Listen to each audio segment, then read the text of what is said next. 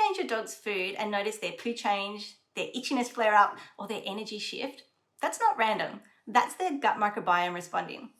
We now know that your dog's gut is home to trillions of bacteria that help with things like digestion, immune balance, inflammation control, and even how well nutrients are absorbed.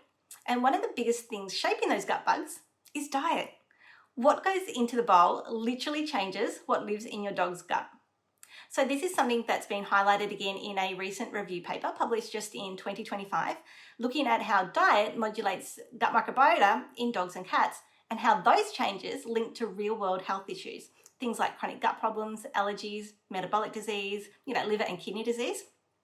So what they found was that one of the biggest wins for gut health is fibre. So certain fibres feed beneficial bacteria and they then go on to produce short-chain fatty acids. So these compounds help to nourish the gut lining, reduce inflammation and support immune regulation. So when dogs don't get enough fermentable fibre, their gut barrier can weaken. So that's when we might start to see more things like reflux, loose stools, gas, food sensitivities is a big one, immune issues. They also found that protein matters. So not just how much, but the source. So a highly digestible, good quality protein tends to support a healthier microbial balance. But you don't want excessive protein, it's all about moderation. And then there's the ultra-processed, low-fibre diets.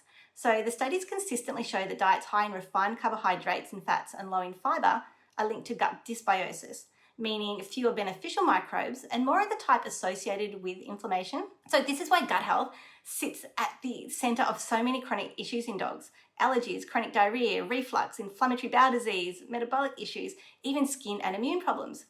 Because the gut isn't separate from the rest of the body, it's a major control centre. And while some people might roll their eyes at me saying over and over again that gut health drives overall health, I keep saying it because that's what the research shows.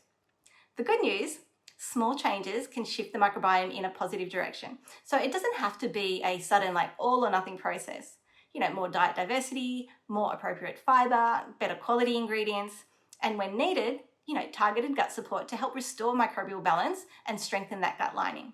So if your dog has ongoing digestive issues, skin problems, recurring infections, or just isn't, quite right, it's worth asking the question, what does their gut environment look like? And if you'd like guidance on how to better support your dog's gut health through diet and targeted support, as always, you can reach out to us at info@canineceuticals.com.au.